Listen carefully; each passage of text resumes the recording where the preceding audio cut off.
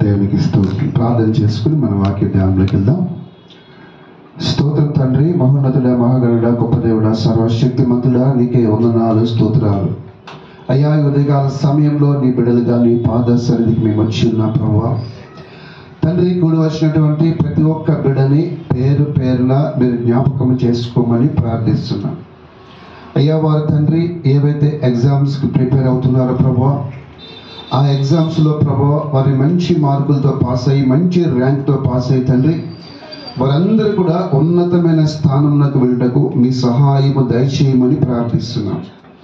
కీర్తన గ్రంథము 37:4 ప్రకారము, యెహోవాను బట్టి సంతోషించుము, ఆయన నీ హృదయ వాంఛలు తీర్చును అనే వాగ్దానం ప్రకారము వారందరూ కూడా ప్రభువా నిన్ను బట్టి సంతోషిస్తుండగా తండ్రి వారందరి యొక్క హృదయ వాంఛలను తీర్చమని ప్రార్థిస్తున్నారు. అయ్యా, వారిని వారి కుటుంబాలని అన్ని విషయాల్లో మీరు దీవించి ఆశీర్వదించమని ప్రార్థిస్తున్నాం. తండ్రి, నిలబడిన నన్ను ప్రభువా మీ సిలువ చాటున మరుగుపరుచుకొని అయ్యా నన్ను మీ నోటి బొర్రగా వాడుకోమని ఈరోజు ప్రభువా మాకు కావలసిన వర్తమానమును ఆయన మీరే మాకు దయచేయమని సమస్త మహిమ ఘనత ప్రభావములు మీకే చెల్లిస్తూ యేసు పరిశుద్ధ నామములో అడుగుచున్నాం పరమ తండ్రి. ఆమేన్, ఆమేన్, ఆమేన్. హల్లెలూయా. దేవునికి మహిమ కలుగును గాక. పోయిన వారం మనం ఏం చెప్పుకున్నామండి? దర్శన వరము గురించి చెప్పుకున్నాం కదా. పార్ట్ 1 చెప్పుకున్నాము. ఎంతమందికి దర్శనం వచ్చింది? ఏదైనా ఎవరికి రాలేదా? కంపల్సరీగా దేవుడు మిమ్మల్ని దర్శిస్తాడు. మీకు కంపల్సరీగా దర్శనం వచ్చి ఉంటుంది. కానీ మీరు ముందుకు రావడానికి మొహమాట పడుతున్నారు. డౌట్ వారి దేవుని మహిమ కలుగును గాక. నాకు వచ్చిన దర్శనం ఏం చెప్పినా, ఇప్పుడు 2025లో భారతదేశంలో దాదాపు 4-5 పట్టణాలకు నేను వెళ్ళబోతున్నాను. దేవుని స్తోత్రం. 2024లో నాకు దేవుడు ఒక దర్శనం ఇచ్చాడు. నేను బెంగళూరు వెళ్ళబోతున్నావు అని. బెంగళూరు వెళ్ళబోతున్నావు, బెంగళూరులో సేవకుల మధ్యలో వాక్యం చెప్పబోతున్నావు అని దేవుడు ఒక దర్శనం ఇచ్చాడు. అది అక్టోబర్ నెలలో నెరవేర్చబడింది. దర్శనం ఇచ్చిన వాడు నెరవేరుస్తాడు. దేవుని స్తోత్రం కలుగును గాక. హల్లెలూయా. మంచిది. ఈరోజు మెసేజ్ దర్శనం వరము పార్ట్ 2. అయితే గమనించండి ప్రియ దేవుని బిడ్డలారా, బైబిల్లో అనేకమైన వాగ్దానములు ఉన్నాయి, తెలుసు కదా మనందరికీ. అయితే కొన్ని వాగ్దానములు నెరవేరిపోయినాయి, కొన్నింటి కాదు, ఇంకా చాలా వాగ్దానములు ఇంకా నెరవేరవలసి ఉన్నది. దేవునికి స్తోత్రం.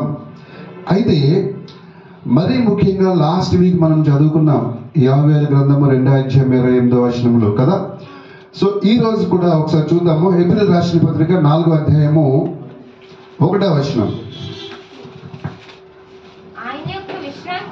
ఆయన యొక్క విశ్రాంతిలో ప్రవేశించుదుమను, వాగ్దానము ఇంకా నిలిచి ఉండగా మీలో ఎవడైనను ఒకవేళ ఆ వాగ్దానము పొందకుండా తప్పిపోనేమో అని ఏమి కలిగి ఉందమంట? ఏం భయము? ఆ వాగ్దానము ఇంకా నిలిచి ఉంది.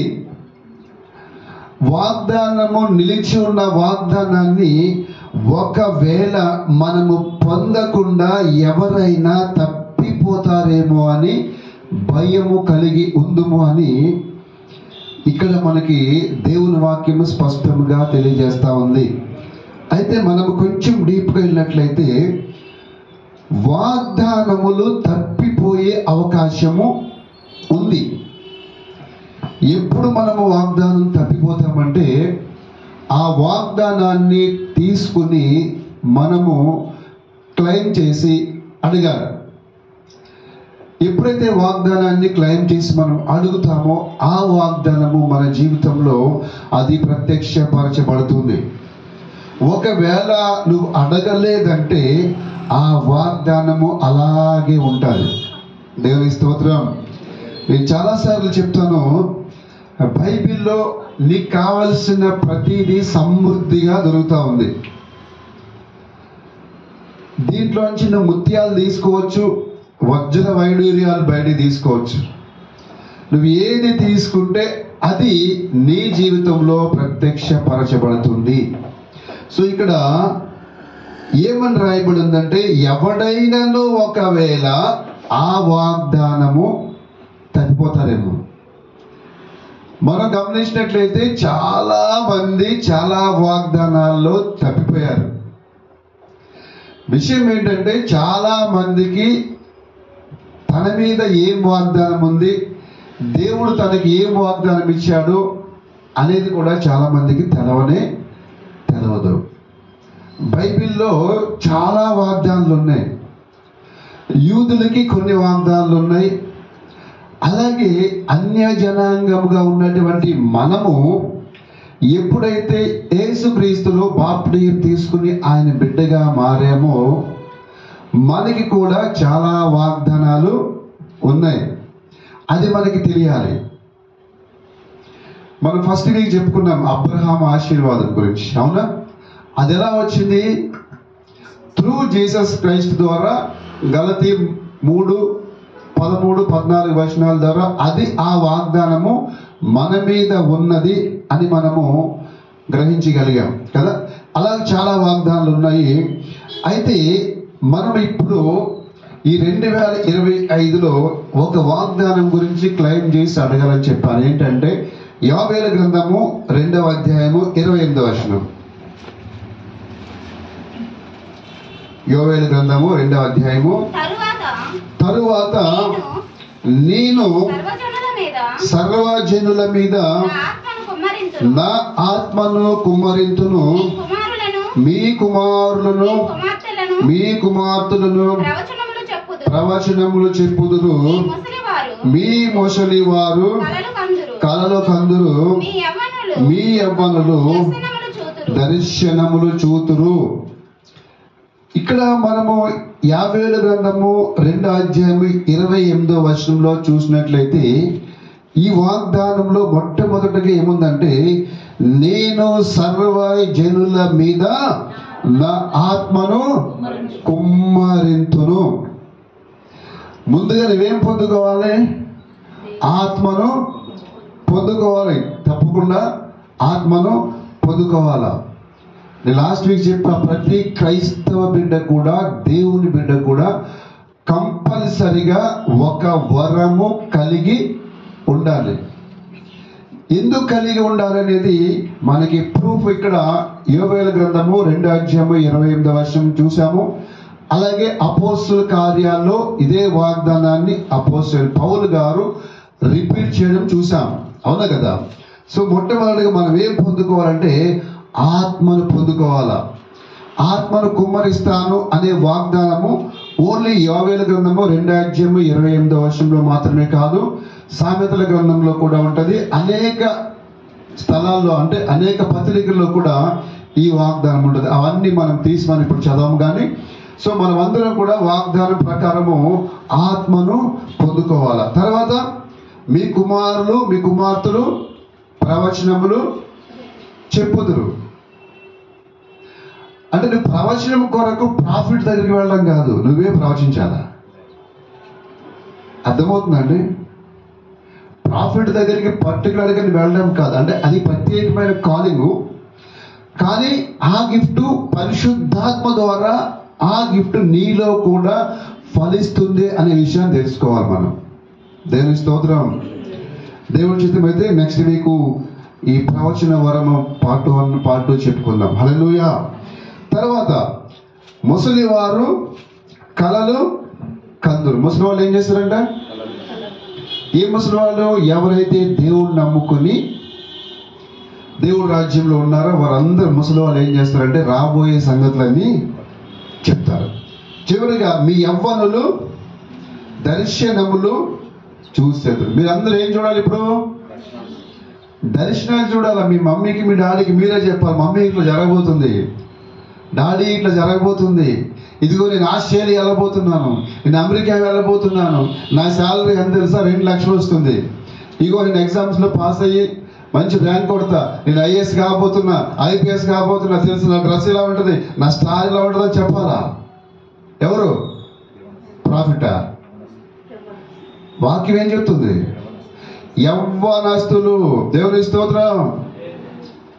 అర్థమవుతుందా? యవ్వనస్తులు ఎలా ఉండాలంటే ఒక బాణంలా ఉండాలా. ఎలా ఉండాలి? బాణం. ఉందా లేదా? ఆ వాక్యం ఉంది. దేవుని స్తోత్రం కలుగును గాక. అందుకే 1 కొరింథీయులకు రాసిన పత్రిక 12వ అధ్యాయంలో 1వ వచనంలో ఒక మాట ఉంటుంది.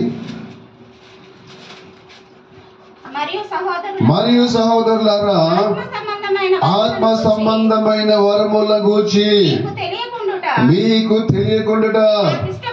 దేవుని స్తోత్రం. ఏమి ఇష్టం లేదంట? ఆత్మ సంబంధమైన వరముల గూర్చి మీకు తెలియకుండా నాకు ఇష్టం లేదు. అంటే నువ్వు ఏమి తెలుసుకోవాలంటే సంగమా, ఓ కొరింథీయుల సంగమా, నువ్వేం తెలుసుకోవాలి అంటే ఆత్మ సంబంధమైన వరముల గురించి తెలుసుకోవాలి. అంటే ఓన్లీ కొరింథీ సంఘం మాత్రమే తెలుసుకోవాలా? ప్రతి సంఘము కూడా ఆత్మ సంబంధమైనటువంటి వరముల గురించి తప్పకుండా తెలుసుకోవాలని పరిశుద్ధాత్మ దేవుడు రాయించాడు. అలాగే 12:31 ఇంకా స్పష్టంగా ఉంటుంది. చదవనమ్మా. కృపావరములలో శ్రేష్టమైన వాటిని ఆసక్తితో అపేక్షించుడి. దేవునికి స్తోత్రం. కృపావరములలో శ్రేష్టమైన వాటిని వేటిని ఆశతో ఆపేక్షించాలా? శ్రేష్టమైన. నేను చెప్పాను, దర్శన వరం అనేది చాలా ప్రాముఖ్యమైనది. ఎందుకు ప్రాముఖ్యమైందంటే ఒక వ్యక్తితో నువ్వు మాట్లాడేటప్పుడు కంప్లీట్గా దేవుడు చూపిస్తాడు. దేవుని స్తోత్రం. హల్లెలూయా. ఇంకా కొంచెం ఈ దర్శన వరం కొంచెం డీప్గా వెళ్తే, యాక్చువల్గా మీకు చెప్పి లాస్ట్ వీక్ ఇప్పుడు చెప్పేది జస్ట్ ఇంట్రొడక్షన్. అర్థమవుతుందండి? Just introduction. ఇంకా డీప్గా వెళ్తే సబ్జెక్ట్ చాలా ఉంటుంది. దర్శన వరములు 2 రకాలు ఉంటాయి. అర్థమవుతుందా? దర్శన వరము 2 రకాలు ఉంటాయి. ఎలా అంటే, ఫర్ ఎగ్జాంపుల్ మన మధ్యలో ఉన్నటువంటి జింకీ బ్రదర్ ఉన్నారు. ప్రభా, ఈ జింకీ బ్రదరు ఇట్లా కార్ అడుగుతున్నారు. ప్రభా, ఆయనకి కారు ఇస్తావా? ఇస్తే ఎలాంటి కారు ఇస్తావా ప్రభా అని ఆ బ్రదర్ గురించి నేను ప్రార్థన చేస్తాను. ఆత్మలో, స్పిరిట్లో ప్రార్థన చేస్తాను. ప్రభా చూపించు ప్రభా, జింకీ బ్రదర్ గురించి చూపించు ప్రభా అని ప్రార్థన చేస్తాను.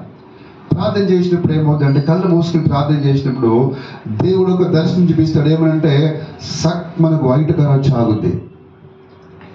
అర్థమవుతుందా? అప్పుడు ఏ కారు ఇస్తున్నారు? ఏంటి? White car. దేవుని స్తోత్రం. ఒక బ్రదరు, ప్రవీణ్ బ్రదర్ అని ఒక బ్రదర్ ఉన్నారు. ఆ బ్రదర్కి బండిలో పెట్రోల్ పోసుకుంటానికి డబ్బులు లేవు. 100 రూపీస్ పెట్రోల్ కొట్టించుకుంటే డబ్బులు లేవు. ఆ బ్రదర్ గురించి నేను ప్రార్థన చేస్తా ఉన్నా. ప్రార్థన చేస్తూ ఉంటే రెడ్ కార్ వచ్చి ఆగింది. రెడ్ కార్ వచ్చి ఆగింది. రెడ్ కార్లో ఆయన, వైఫ్ ఇద్దరు కలిపి రెడ్ కార్ ఎక్కారు. కార్ ఎక్కి వెళ్తూ ఉన్నారు. అయితే వాళ్ళ పాప కాదు, వేరే వాళ్ళ పాప, చిన్న పాపని కారులో ఎక్కించి తీసుకెళ్తున్నారు. అప్పటికి వాళ్ళ పిల్లలు లేరనమాట. పిల్లలు లేరు, వేరే వాళ్ళ పాపని కారులో ఎక్కించుకుని తీసుకెళ్తున్నారు. వెంటనే ఫోన్ చేసి చెప్పా, బ్రదర్ దేవుడు మీకు రెడ్ కార్ ఇస్తున్నారని. చాలా లైట్గా తీసుకున్నాడు ఆయన. ఊరుకోండి బ్రదర్, మాకు రెడ్ కార్ తేవడం ఏంటి, బండిలో పెట్రోల్ లేదు బ్రదర్ అని. దేవుని స్తోత్రం.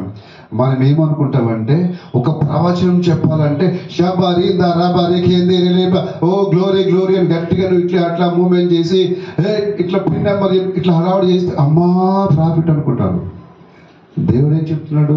మీ యవ్వనస్తులు దర్శనం, నీలోనే ఒక ప్రాఫిట్ ఉన్నాడు. యేసుక్రీస్తు ఇక్కడ ఎంతమందిలో ఉన్నాడండి? ప్రతి ఒక్కరిలో ఉన్నాడు. నీవే ఒక ఆలయం ఆయనకి. ఇప్పుడు దేవుని స్తోత్రం. వరాలు ఎక్కడా లేవండి, బయట లేవు. గుర్తుపెట్టుకోండి, నీలోనే ఉన్నాయి. నీలో నుంచి దాన్ని బయటికి తీయాలి. దేవుని స్తోత్రం. హల్లెలూయా. ఆ బ్రదర్ చెప్తే చాలా లైట్ తీసుకున్నాడు. అయితే ఇంకొకటి విషయం ఏంటంటే, వారికి పిల్లలు లేరని కూడా దేవుడు చూపించాడు. పిల్లలు లేకపోతే ఒక పాపను పెంచుకుంటున్నారు వాళ్ళు. అది మ్యారేజ్కి ముందు దాదాపు ఇది జరిగి ఒక 5 years అవుతుంది. చెప్తే చాలా లైట్ తీసుకున్నాడు. అప్పుడు ఆయన ఎక్కడ మద్రాసులో ఎక్కడో ఏదో మీటింగ్స్లో ఉంటే మీటింగ్స్ బయటకు వచ్చి మాట్లాడాడు. ప్రజలు వచ్చిన దర్శనం అంటే చాలా లైట్ తీసుకున్నాడు. మ్యారేజ్ అయింది. మ్యారేజ్ అయిన తర్వాత అద్భుత రీతిగా అత్తగారే కొత్త కారు, రెడ్ కారు గిఫ్ట్గా ఇచ్చారు. దేవునికి స్తోత్రం. ఏ కారు ఇచ్చారు? Red car. రెడ్ కారు దేవుడు ఎప్పుడు చూపించాడు మనకి? 5 years ముందే ఎప్పుడో చూపించాడు మనకి. అవునా? ఎప్పుడో నీకు దేవుడు ఇచ్చేది ఇప్పుడే చూస్తాను. అర్థమవుతుందా? లైట్గా తీసుకున్నాడు. అసలు ఆయనకి ఆ స్తోమతే లేదు. మంచి అమ్మాయి భార్యగా వచ్చింది. ఒక రెడ్ కార్ గిఫ్ట్గా వచ్చింది. దేవునికి స్తోత్రం. అర్థమవుతుందండి? దేవుడు ఏంటంటే పక్కాగా చూపిస్తాడు. ఆ దర్శనంలో 2 కనపడ్డాయి నాకేంటి? అతనికి పిల్లలు లేరు. అవునా? ఇప్పటి వరకు పిల్లలు లేరు. అర్థమవుతుందండి? ఇప్పటి వరకు పిల్లలు లేరు. అతనికి పిల్లలు లేరు. ఒక పాపని రోడ్డు మీద ఎక్కించి తీసుకుని వెళ్తున్నాడు. అది చూశాను నేను.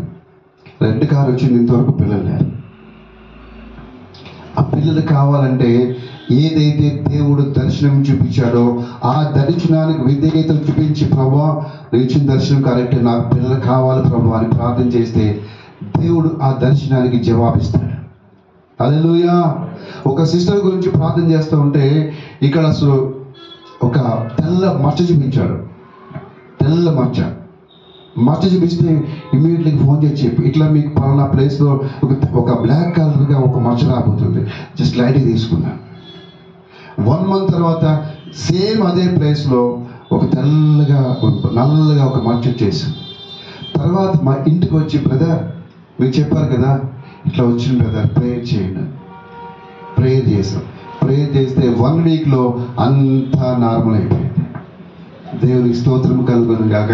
అంటే దర్శన వరం నీకు ఎందుకు ఉపయోగపడుతుంది అంటే వచ్చే దాని నుంచి నువ్వు తప్పించుకోవచ్చు, అన్ని ముందుగానే తెలుసుకోవచ్చు. దర్శన వరాలు 2 రకాలు చెప్పాను కదా. ఒకటి, మనము ప్రార్థన చేసి ధ్యానించి కళ్ళు మూసుకుని స్పిరిట్లో ఉన్నప్పుడు, ఈ రీతిగా కళ్ళు మూసుకుని ఉన్నప్పుడు బ్రదర్కి ఏమి కారుస్తున్నాడో దేవుడు చూపిస్తాడు. అదొకటి. నెంబర్ 2 ఇంకో దర్శన వరం ఏంటంటే, ఇప్పుడు నేను బ్రదర్తో మాట్లాడుతున్నా, బ్రదర్ బాగున్నారా, ఏం చేస్తున్నారు, ఎలా ఉన్నారు, ఏంటి ఇట్లా మాట్లాడుతున్నప్పుడు ఏమవుతుందంటే నా స్పిరిట్ రంగంలో కనెక్ట్ అవుతుంది. అర్థమవుతుందా? నా స్పిరిట్ ఆత్మీయ లోకానికి కనెక్ట్ అవుతుంది. నేను చూస్తానున్నాను, మాట్లాడుతూ ఉన్నా. కానీ ఈయన ఏం చేస్తాడు, ఈయన ఎలా దీవించబడతాడు, ఎలా ఆశ్రయించబడతాడు, ఏదైనా కీడు రాబోతుందా, ఇట్లా చూస్తూ ఉండగా కళ్ళు తెరిచే ఉంటాయి. కళ్ళు తెరిచి ఉండగానే ఈయన కొరకు స్పిరిట్లోని దర్శనం చూస్తాను. అర్థమవుతుందండి? కళ్ళు తెరిచి మనము ఎదుటి వ్యక్తి గురించి మాట్లాడేటప్పుడు చూసేటప్పుడు దర్శనం దేవుడు చూపిస్తాడు. అది ఎలాగంటే స్పిరిట్ రంగంలో మనము కనెక్ట్ అయినప్పుడు. అది ఈ దర్శనము కొంచెం హై లెవెల్. ఇంకా అర్థమవుతుందా? ఈ దర్శనం ఇంకా హై లెవెల్ ఇది. అలా కాకుండా ప్రార్థన చేసి ప్రార్థనలో కనిపెట్టి కళ్ళు మూసుకుని ధ్యానిస్తున్నప్పుడు దేవుడు చూపిస్తాడు. 2 రకాల దర్శనం ఉంటుంది. నేను చెప్పాను కదా, బైబిల్ అనేది ఏది కావాలంటే అది నీకు ఇస్తుంది. నువ్వు తీసుకునే కెపాసిటీ ఉండి ఆయన సన్నిధిలో కనిపెట్టి అడిగినప్పుడు, ఈ విషయంలో మోకరించి ప్రార్థన చేసి ఉపవాసం ఉండి అడిగితే ఇవన్నీ కూడా ఆపరేట్ అవుతాయి. దేవునికి స్తోత్రం కలుగును కాక. హల్లెలూయా. దర్శన వరం ఉంటే నీకు రాబోయే కష్టం నుంచి ముందుగానే తెలుసుకుంటావు. యోబు గ్రంథం 7:14.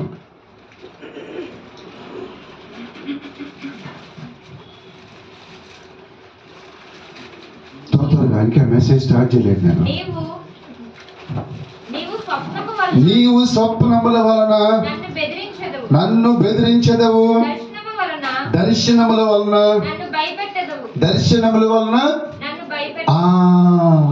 అంటే నీకు దర్శనము చూసే వరం ఉంటే నీకేం కనిపిస్తుంది? రాబోయే భయము కనిపిస్తుంది, నీ రాబోయే కీడు కనిపిస్తుంది. ఏం జరగబోతుందో దేవుడు నీకు ముందుగానే చూపిస్తాడు. ఎందుకు దర్శనము ద్వారా దేవుడు ముందుగా చూపిస్తాడు అంటే అది ఒక హెచ్చరిక. నువ్వు రాంగ్ రూట్లో పోతున్నావు నా కుమారుడా, నా బిడ్డ, నువ్వు రాంగ్ రూట్లో వెళ్తున్నావు. ఒక్కసారి ఆగు, నువ్వు ఆగు. ఇప్పుడు స్పీడ్ బ్రేకర్ ఉంటుంది, ఏం చేస్తుంది? స్పీడ్లో వెళ్తున్నావు కాబట్టి ఆ స్పీడ్ బ్రేకర్ ఏం చేస్తుంది? కొంచెం జర ఆగి నెమ్మదిగా వెళ్ళు అనే స్పీడ్ బ్రేకర్ చెప్తుంది. అక్కడ వాయిస్ లేదు దానికి, అయినా దాని అర్థం ఏంటి? ఆగి నెమ్మదిగా వెళ్ళు అని కదా. ఇప్పుడు ఏంటంట, దర్శనముల వల్ల నన్ను ఎలా భయపెడతాడు? వచ్చి జింకే నువ్వు అట్లా తప్పు స్వరం కొడుతున్నావు అండి ఆయన. ఒక దర్శనం వస్తుంది ఆయనకి, అంతే. ఏమొస్తుంది? ఏమనుకోకుండా అస్మాన్ మీ పేరు చెప్తున్నానని ఆ పదే పదే మీ పేరు చెప్పడం కూడా మీకు బ్లెస్సింగ్. దేవునికి స్తోత్రం, హల్లెలూయా. ఎందుకంటే ఒక సేవకుడి నోట్లో అదే పేరు నాటుందంటే ఆయనకు కూడా బ్లెస్సింగ్, అవునా కదా? దేవునికి స్తోత్రం. దర్శనముల ద్వారా ఏం తెలుసుకుంటావు? రాబోయే కష్టాన్ని, రాబోయే కీడుని, రాబోయే భయాన్ని తెలుసుకుంటావు. ఎట్ ద సేమ్ వే రాబోయే బ్లెస్సింగ్ కూడా తెలుసుకుంటావు. ఆదికాండం 15:1.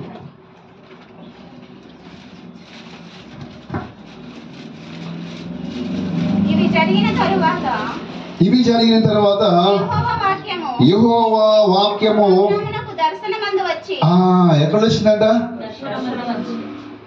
యెహోవా వాక్యం ఎక్కడ వచ్చింది? దర్శనమందు వచ్చి ఏం చెప్పింది? అబ్రామా, భయపడకుము, నేను నీకు కేడము, నీ బహుమానము. హల్లెలూయా.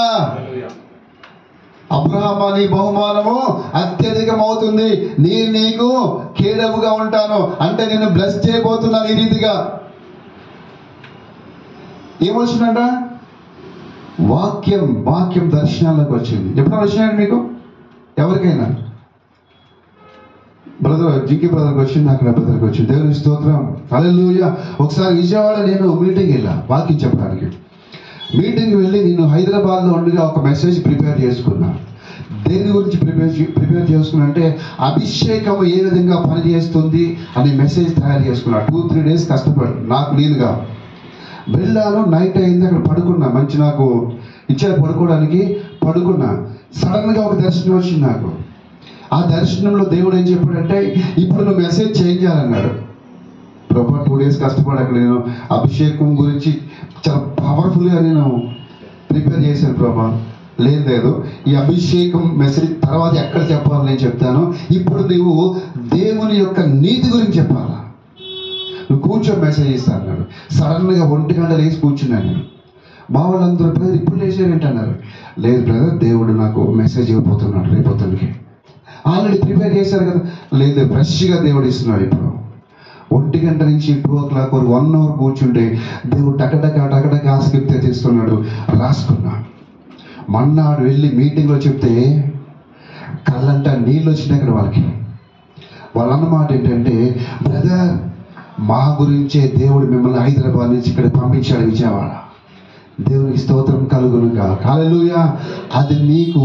అది క్యాచ్ చేయగలిగితే దర్శనం ద్వారా దేవుడు సమస్తాన్ని నీకు రివీల్ చేస్తాడు.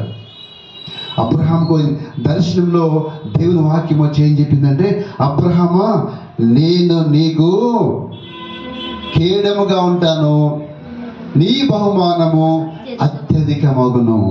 నీకు కూడా దేవుడు ఏం బహుమానం ఇస్తున్నాడో దేవుడు తప్పకుండా రివీల్ చేస్తాడు. నాకు అత్యధికంగా ఏది వస్తాయి అంటే ఇదే 15 ఆదికాండం 15:1 లాగా చాలాసార్లు వాక్యం ఇట్లా వెళ్తూ ఉంటుంది, డిస్ప్లేలో ఇట్లా వెళ్తూ ఉంటుంది. మళ్ళీ లేచి కూర్చొని ఇమేట్లు రాసుకుంటా. నా బ్యాగుల్లో చూసినట్లయితే బైబిల్లో అక్కడ టిక్ పెట్టుంటా, పలానా సంవత్సరంలో పలానా ఉదయము 3:40 దేవుడు ఈ వాక్యము దర్శనం ద్వారా చూపించాడు. అవి మళ్ళీ ఏం చేస్తానంటే ఒక బుక్లో రాసుకుని ప్రేయర్ చేస్తాను. దేవునికి మహిమ కలుగును కాక. నేను ఏమంటే అంటే ప్రియ దేవుని బిడ్డలారా, ఎప్పుడు ఒకే స్టేజ్లో ఉండడం కాదు. అర్థమవుతుందండి? ఒకే స్టేజీలో ఉండడం కాదు, స్పిరిచువల్ రేలంలో ఎదగాల. ఎదిగినప్పుడు ఇవన్నీ కూడా ఆపరేట్ అవుతాయి. దేవుని స్తోత్రం. బైక్ ఎప్పుడు నేర్చుకుంటావు? చిన్నపిల్లవాళ్ళలాగే ఉంటే బైక్ నేర్చుకుంటాం. కారు ఎప్పుడు నేర్చుకుంటావు? పెద్దగా అయిన తర్వాతే కదా. స్పిరిచువల్గా కూడా పెద్దగా అవ్వాలి, ఇంప్రూవ్ అవ్వాలి, స్పిరిచువల్ రెలమ్ని పెంచుకోవాలి. పెంచుకున్నప్పుడే ఇవన్నీ కూడా ఆపరేట్ అవుతాయి మనకి. స్పిరిచువల్ రెలము పెరగాలి అంటే నీకేమవ్వాలి తెలుసా? ఈ లోకానుసారమైన తలంపులు, ఆలోచనలు, క్రియలు ఇవన్నీ డౌన్ అయిపోవాలి. అట్లా కాకుండా ఈ లోకానుసారంగా నేను హైలో ఉంటా, స్పిరిచువల్ రియలంలో హైలో ఉంటా, నడవదే. అర్థమవుతుందండి? నడవదు. 2 పడవల మీద కాలేస్తారంటే నడవదు. స్పిరిచువల్ రియలంలో నువ్వు హైకి వెళ్ళాలంటే ఫిజికల్ రియలంలో డౌన్ అవ్వాలి. ఆటోమేటిక్గా ఆపరేట్స్ అయిపోతాయి మీ దాంట్లో. దేవుని స్తోత్రం. ఇందాక యోబు గ్రంథం చూసుకున్నాం. యోబు గ్రంథంలో యోబు చెప్తున్నాడు, దర్శనం ద్వారా నువ్వు భయపడతావు. అంటే దర్శనం భయపడతావు అంటే దర్శనం ద్వారా రాబోయే కీడుని తెలుసుకుంటావు, దర్శనం ద్వారా రాబోయే ఆశీర్వాదాన్ని తెలుసుకుంటావు. ఇంకోటి, దర్శనముల ద్వారా నువ్వు ఎక్కడికి వెళ్ళాలో కూడా తెలుసుకుంటావు. దేవుని స్తోత్రం. అపోస్తుల కార్యములు 18వ అధ్యాయం 9వ వచనం. రాత్రి వేళ దర్శనమందు రాత్రి వేళ దర్శనం ఎవరు కనబడ్డారు? ఎవరమ్మా? మనకి ఎప్పుడు కనపడ్డా? మనకు కనపడతాయి దర్శనం. ఏమేమి కనపడతాయి? చాలా డిఫరెంట్గా కనిపిస్తుంటాయి మనకు. అవును కదా?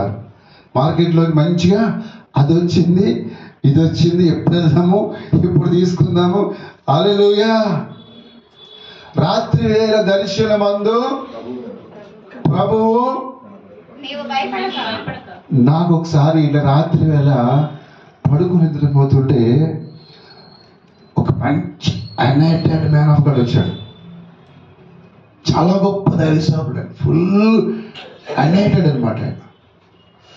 ఆ దైవసేవకుడు వచ్చి నన్ను లేపాడు. హల్లెలూయా. లేపి, నువ్వు అభిషేకం గురించి గత కొన్ని సంవత్సరాలుగా ప్రార్థన చేస్తున్నావు కదా, నేను నీకు అభిషేకం ఇవ్వబోతున్నా. దేవుని స్తోత్రం. షాక్ అయ్యాను. వెంటనే మోకరించా, ఇదిగో అభిషేకం ఇస్తున్నా, నీకు ట్రాన్స్ఫర్ చేస్తున్నా అని అభిషేకాన్ని నా మీదకి ట్రాన్స్ఫర్ చేశాడు. దేవుడి సన్నిధిలో చెప్తున్నాను ఈ దేవుని బిడ్డ. హల్లెలూయా. దర్శనముల ద్వారా బ్లెస్సింగ్ కూడా పొందుకోవచ్చు మనం. అంటే దేవుడు ఏ విధంగా బ్లెస్ చేయబోతున్నాడో కూడా తెలుసుకోవచ్చు. హల్లెలూయా. రాత్రి వేళ దర్శనమందు ప్రభు. మనము కూడా అడగాలి, ప్రభువా నన్ను దర్శించు ప్రభువా, నన్ను దర్శించు ప్రభువా అని అడగాలి. మన దేవుడు ఎవరు? దర్శించే దేవుడా కాదా? అక్కడ పాత నిబంధన భక్తులు దర్శించాడు, కొత్త నిబంధన భక్తులు దర్శించాడు. ఈ రోజు నిన్ను కూడా దర్శించడానికి సిద్ధముగా ఉన్నాడు ప్రియ దేవుని బిడ్డ. మరి ఆయన్ని చూడడానికి నువ్వు సిద్ధముగా ఉన్నావా? యవనస్తుడా సిద్ధముగా ఉన్నావా? నువ్వు సిద్ధముగా ఉన్నట్లయితే నిన్ను కూడా ఆయన దర్శిస్తాడు. దేవునికి స్తోత్రం. చూడండి, రాత్రి వేళ దర్శనమందు ప్రభువు నీవు భయపడక మాట్లాడుము. నువ్వు ఎక్కడ ఏం మాట్లాడాలో కూడా దేవుడు ఏం చేస్తాడు? చూపిస్తాడు నీకు. ఎక్కడ నోరు విప్పాలి, ఎక్కడ నోరు విప్పకూడదు, నువ్వు ఎక్కడ మాట్లాడాలి, ఎక్కడ మాట్లాడకూడదు, ఏం మాట్లాడాలి అనేది కూడా దర్శన రూపముగా దేవుడు నీకు చూపిస్తాడు. అంతేకాదు 10వ వచనం, నేను నీకు తోడై ఉన్నాను, నీకు హాని చేయుటకు నీ మీదకి. అంటే ఏదైనా వచ్చి నీ మీద పడబోతుంది, ఒకవేళ నీకు ఏదైనా హాని జరుగుతుంది, అలాంటిది ఏదైనా ఉంటే కూడా దర్శనము ద్వారా దేవుడు నీకు చూపిస్తాడు. సో ఏదైనా కష్టము కానీ ఇబ్బంది కానీ నీకు వచ్చినట్లయితే, ఫర్ ఎగ్జాంపుల్ నీకే కాదు, ఫర్ ఎగ్జాంపుల్ మీ ఫాదర్ కావచ్చు, లేదా మీ మదర్ కావచ్చు, లేకుంటే మీ బ్రదర్ కావచ్చు, లేదా మీ సిస్టర్ కావచ్చు, ఎవరికైనా ఏదైనా కష్టము హాని రాబోతుందని భయపడుతూ ఉన్నప్పుడు నువ్వు ప్రార్థించి, ప్రభువా నాకు చూపించిన ఆయన, నాకు చూపించి ప్రభువా అని చెప్పి ఎప్పుడైతే నువ్వు అడుగుతావో దేవుడు ఒక దర్శనం చూపిస్తాడు. డోంట్ వరీ, నువ్వు భయపడాల్సిన అవసరం లేదు. ఏ హాని నీకు జరగదు, ఏ కీడు నీకు జరగదు. నువ్వు ధైర్యంగా ఉండు, నువ్వు నోరు విప్పి మాట్లాడు. దేవుని స్తోత్రం. ఇక్కడ గమనించినట్లయితే పౌలు భయపడతా ఉన్నాడు. ఆ పట్టణానికి వెళ్తే ఏమవద్దు, ఒకవేళ ఆ పట్టణానికి వెళ్తే ఎవరైనా తిరస్కరిస్తారేమో, ఆ పట్టణానికి వెళ్తే ఎవరైనా కొడతారేమో, ఎవరైనా హాని చేస్తారేమో అని భయపడతా ఉన్నాడు. భయపడుతున్నప్పుడు చెప్తున్న మాట, నేను నీకు తోడై ఉన్నాను, నీకు హాని చేయటకు నీ మీదకి ఎవడునో రాడు. అంతేకాదు, ఈ పట్టణంలో నాకు బహు జనం ఉన్నదని. నాకు బోల్డ్ ఎంతమంది ఉన్నారా ఈ పట్టణంలో, ఎందుకు భయపడతాను? అవసరమైతే వాళ్ళందరూ మీకు సపోర్ట్గా ఉంటారు, నేను పంపిస్తా, నువ్వు భయపడకు, వెళ్ళు ఆ పట్టణానికి అని పౌలు చెప్పినప్పుడు చూడండి, అతడు వారి మధ్య దేవుని వాక్యము బోధించుచు 1 సంవత్సరం మీద, దేవునికి స్తోత్రం, సంవత్సరం మీద 6 నెలలు అక్కడ ఉండి వాక్యము బోధిస్తానే ఉన్నాడు. ఎందుకు తెలుసా? దర్శనము చూశాడు. అక్కడ ప్రభువు దర్శనంలో కనపడ్డాడు. నువ్వేం భయపడాల్సిన అవసరం లేదు, నువ్వు వెళ్ళు, ప్రకటించు, చెప్పు అక్కడ అన్నప్పుడు ఆ ప్రవచన, ఆ దర్శనాన్ని తీసుకుని వెళ్ళాడు.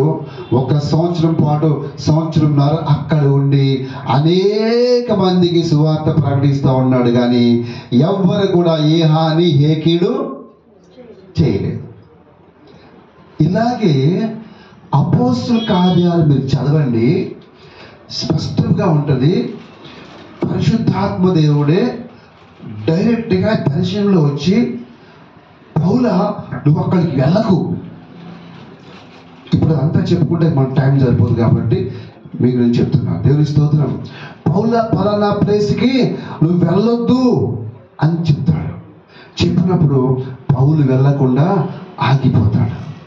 అపోస్తుల కార్యాలు ఇవన్నీ ఉంటాయి దర్శనాల కోసం, చదివితే మనకి అర్థమవుతా ఉంది.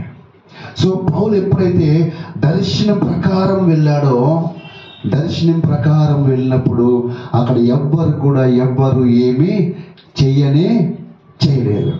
సో ప్రియ దేవుని బిడ్డలు, నువ్వు ఎక్కడికి వెళ్ళినా కూడా, ఈవెన్ నువ్వు లండన్ వెళ్ళాలనుకున్నావా, ఆస్ట్రేలియా వెళ్ళాలనుకున్నావా, అమెరికా వెళ్ళాలనుకున్నావా, లేదా ఇక్కడే భారతదేశంలో ఉండి, ఇండియాలో ఉండి, ఈ హైదరాబాద్ పట్టణంలో ఉండి నువ్వు ఐఏఎస్ అవ్వాలనుకున్నావా, ఐపీఎస్ అవ్వాలనుకున్నావా, ఇంకా ఏదైనా మంచి ఉన్నతమైన స్థానానికి నువ్వు వెళ్ళాలనుకుంటున్నావా, నువ్వు చేయాల్సిన పని ఏంటంటే దేవుడి దగ్గర ఒక దర్శనం అడిగి నువ్వు దర్శన రూపముగా ముందుకు నువ్వు వెళ్ళినట్లయితే ఎటువంటి హాని, ఎటువంటి కీడు ఉన్నా దేవుడు ముందుగానే నీకు చూపిస్తాడు. అంత మాత్రమే కాదు, దాన్ని ఎలా తప్పించబోతున్నాడో కూడా దేవుడు నీకు చూపిస్తాడు. దేవుని స్తోత్రం, హల్లెలూయా. అందుకే ఏప్రిల్ రాసిన పత్రికలు మనం చదువుకున్నాము, వాగ్దానం ఇంకా నిలిచే ఉంది. ఒక వాగ్దానం మాత్రమే కాదు, విశ్రాంతిలో వెళ్ళదమనే వాగ్దానం ఒకటే కాదు, అనేక వాగ్దానములు ఇంకా నిలిచి ఉన్నాయి. దాంట్లో ప్రాముఖ్యమైనది యోవేలు గ్రంథము 2వ అధ్యాయము 28వ వచనం. దాంట్లో ఏముంది? యవ్వనస్తులు దర్శనములు చూచెదరు, ప్రవచనములు చెప్పెదరు, ముసలివారు కలలు కందెదరు. దేవుని స్తోత్రం.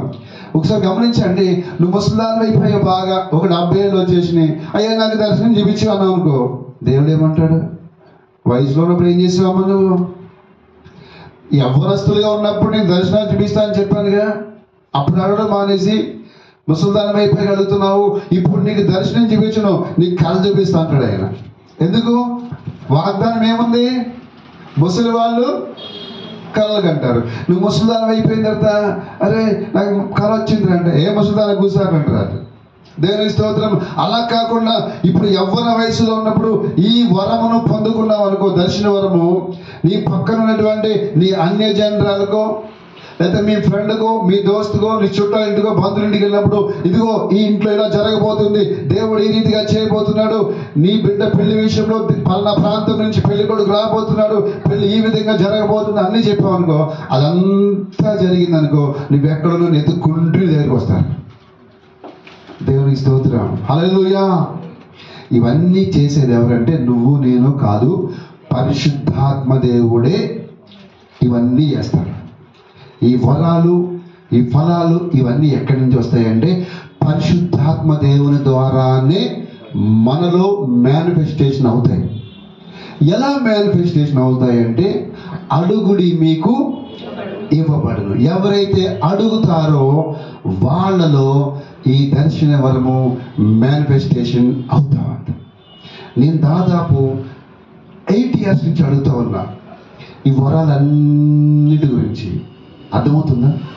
పర్టికులర్గా రాసుకుని పేపర్ మీద ఇవన్నీ వరాల గురించి, ప్రభు నాకు కావాలా, ప్రభు నాకు కావాలి, ఫాస్టింగ్ ప్రేయర్ చేసి మరి అడుగుతూ ఉన్నా. దేవుడు ఏ సమయానికి ఏ వరం కావాలో అది ఆపరేట్ చేస్తున్నాడు. అర్థమవుతుందా? ఏ సమయానికి ఏ వరం కావాలో ఆపరేట్ చేస్తూ ఉన్నాడు. దేవుని స్తోత్రం. ఎలా ఉంటాయంటే ఈ వరాలకి కూడా కనెక్టింగ్ ఉంటుంది. మళ్ళీ అర్థమవుతుందా? వరాలకి కూడా కనెక్టింగ్ ఉంటుంది. ఎలా కనెక్టింగ్ ఉంటుంది అంటే, ఫర్ ఎగ్జాంపుల్ ఒక వ్యక్తి అనారోగ్యంతో వచ్చాడు, అనారోగ్యంతో చాలా బాధలో ఉన్నాడు. సో ఆ అనారోగ్యంతో ఉన్న వ్యక్తికి ఏం ప్రేయర్ చేయాలి? మనము హీలింగ్ ప్రేయర్ చేయాలి. ఆ అనారోగ్యంతో ఉన్న వ్యక్తికి స్వస్థత ప్రార్థన చేయాలి. స్వస్థత ప్రార్థన చేయాలంటే నీకేముండాలా? స్వస్థత గిఫ్ట్ ఉండాలి. ఈ స్వస్థత గిఫ్ట్కి దర్శన గిఫ్ట్కి లింక్ ఉంటుంది. ఎలా లింక్ ఉంటుంది అంటే, అతనికి స్వస్థత గురించిన ప్రార్థన చేస్తావు, ప్రభా స్వస్థపరచు స్వస్థపరచు స్వస్థపరచు అని. కానీ దేవుడు స్వస్థపరచడు. ఏం చేస్తాడంటే నీకు ఒక దర్శనం చూపిస్తాడు. అప్పుడు ఏ దర్శనము? ఈమె ఫలానా వ్యక్తిని క్షమించలేకపోతుంది, ఈయన ఫలానా వ్యక్తిని క్షమించలేకపోతున్నాడు. ముందు నువ్వు చేయాల్సిన పని అంటే ప్రేయర్ కాదు, పాప క్షమాపణ ప్రార్థన చేయించు. అర్థమవుతుందా? ఈ దర్శన గిఫ్ట్ లేదనుకో, స్వస్థపరచు ప్రభా స్వస్థపరచు ప్రభా స్వస్థపరచు ప్రభా అని నువ్వు ప్రార్థన చేస్తూనే ఉంటావు, కానీ స్వస్థ జరగదు. దేవుని స్తోత్రం. అప్పుడేమవుతుంది? హీలింగ్ గిఫ్ట్కి విజన్ గిఫ్ట్కి కనెక్టింగ్ ఉంది కాబట్టి ఇమ్మీడియట్గా దేవుడు చూపిస్తాడు. దానికి నువ్వు విరుగుడు ప్రార్థన చేస్తావు, ఆటోమేటిక్గా హీల్ అయిపోతావు. అందుకే ప్రతి క్రైస్తవుడికి ఏం కావాలంటే బైబిల్లో పరిశుద్ధాత్మ దేవుడు ఏవైతే మనకి ఎవరికి ఇచ్చాడో గిఫ్ట్లు, అవన్నీ వరాలన్నీ కూడా మనం పొందుకోవాలి. పొందుకోవడం వల్ల ఏం జరుగుతుంది? యోబు ఏం చెప్పాడు? జరగబోయే భయం గురించి చెప్పాడు. అవునా? అబ్రహాంకి ఏమొచ్చిన వాక్యము? నీ బహుమానము అత్యధికంగా. పౌలుతో ఎలా చెప్పాడు? ఎక్కడికి వెళ్ళాలి, ఏం చేయాలి. ఇవన్నీ బైబిల్లోనే కాదు, మన జీవితంలో కూడా జరుగుతాయి. సో ఎవరైతే కొరింథీయులకు రాసిన పత్రికల ప్రకారము ఆ ఆశతో ఆపేక్షిస్తారో వారి జీవితాల్లో జరుగుతాయి. దేవుని స్తోత్రం. అడుగుదాం మరి ఇవన్నీ. దేవుని స్తోత్రం. హల్లెలూయా. అందరూ 2 నిమిషాలు ప్రార్థన చేద్దాం. ప్రభు ఈ దర్శన వరం నాలో ఫలింపచేయి ప్రభు అని ఒక 2 నిమిషాలు లాస్ట్ వీక్ ప్రార్థన చేస్తాము, మరి ఒకసారి ప్రార్థన చేద్దాం. దేవ, ఈ పరిశుద్ధాత్మ వరం, దర్శన వరం అనే వరం ప్రభు నాలో నూరంతలుగా ఫలింప చేయండి ప్రభు అని 2 నిమిషాలు దేవుని వాక్యం సెలవిస్తా ఉంది. అడుగుడి మీకు ఇయ్యబడును. ఎవరైతే అడుగుతారో ప్రియ దేవుని బిడ్డ, వారు తప్పకుండా పొందుకుంటారు. దేవుడు అన్యాయస్తుడు కాదు, దేవుడు అన్యాయస్తుడు కాదు. బైబిల్ స్పష్టంగా తెలియజేస్తా ఉంది. అన్య జనుల మీద కూడా ఆయన ఆత్మను కుమ్మరించాడని వాక్యం సెలవిస్తుంది. ఆయన అన్యాయస్తుడు కాదు. ఆయన ఎవరైతే దుఃఖనీటిగా ఆశపడినట్లు ఆశపడతారో వారి పట్ల తప్పకుండా నెరవేర్చే దేవుడై ఉన్నాడు. ఈ రోజు నువ్వు అడిగినట్లయితే నువ్వు రాబోయే విషయంలన్నీ తెలుసుకుంటావు. నీకు ఎక్కడ జాబ్ వస్తుంది, నీకు ఎక్కడ ఏ దేశం వెళ్తావు, ఏ రాష్ట్రంలో ఉంటావు, ఎక్కడ నువ్వు సెటిల్ అవుతావు, అన్ని విషయాలు దేవుడు నీకు తెలియజేస్తాడు. దేవానికి స్తోత్రం నాయన. మహోన్నతుడా, మహాగణుడా, గొప్ప దేవుడా, సర్వశక్తిమంతుడా, నీకు వందనాలు, స్తోత్రాలు అయ్యా. మరొకసారి దర్శన వరం ద్వారా మీరు మాతో మాట్లాడారు, అందుని బట్టి మీకు స్తోత్రాలు తండ్రి. ప్రతి ఒక్క బిడ్డ జీవితంలో నాయన ఈ దర్శన వరం అనే గిఫ్ట్ తండ్రి నూరంతులుగా ఫలింప చేయమని ప్రార్థిస్తున్నాం తండ్రి. విన్న వాక్యం విడిచిపెట్టే వారంగా కాకుండా వాక్యానుసారంగా జీవించే కృపను మాకు అందరినీ దయచేయమని యేసు పరిశుద్ధ నామములో అడుగుచున్నాను పరమ తండ్రి. ఆమేన్, ఆమేన్, ఆమేన్.